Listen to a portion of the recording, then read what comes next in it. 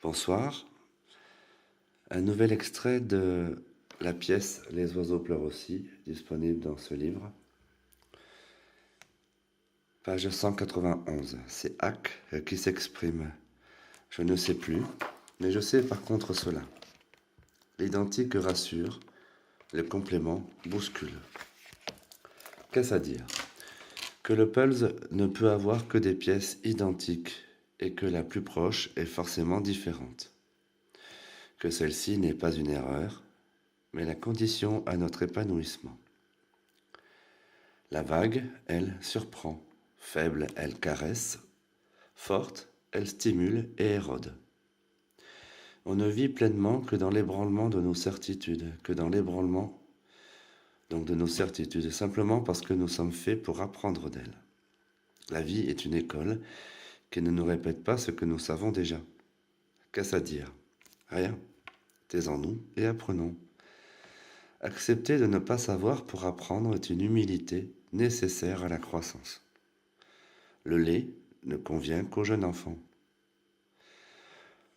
Le jour vient où il n'est plus utile de pleurer pour demander à manger.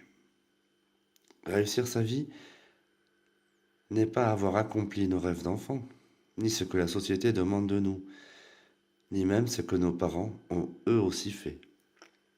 Réussir sa vie, c'est avoir su entendre notre cœur, avoir libéré notre esprit de ses chaînes, avoir contenté notre âme de la vraie connaissance, celle que l'on ne savait pas et que nous devions apprendre.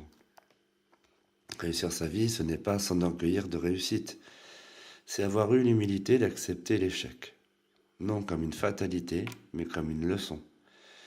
Une équation ne se résout pas sans formule.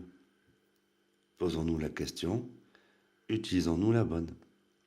Réussir sa vie, c'est déposer nos certitudes et ouvrir le livre de l'humilité avec fierté. C'est en ces pages que nous trouverons la véritable force, être nous-mêmes.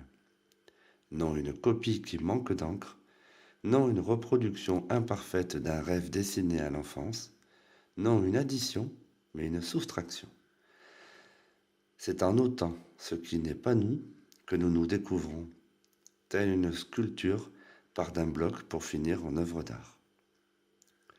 C'est cela réussir sa vie, accepter d'être imparfait et apprendre. On peut choisir de maîtriser notre imperfection et nous suffire de ce qui rassure, mais en nous-mêmes, l'insatisfaction perdurera parce que nous sommes faits pour mieux que cela, et que notre cœur, lui, le sait.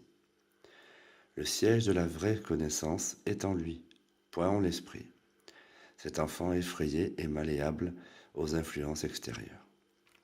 Voilà, un extrait certes pas très facile à écouter et à entendre une première fois, mais vous aurez l'occasion de le réécouter puisque je mets cette vidéo donc sur le compte Facebook et elle sera également disponible sur YouTube. Je vous souhaite une agréable soirée et à bientôt.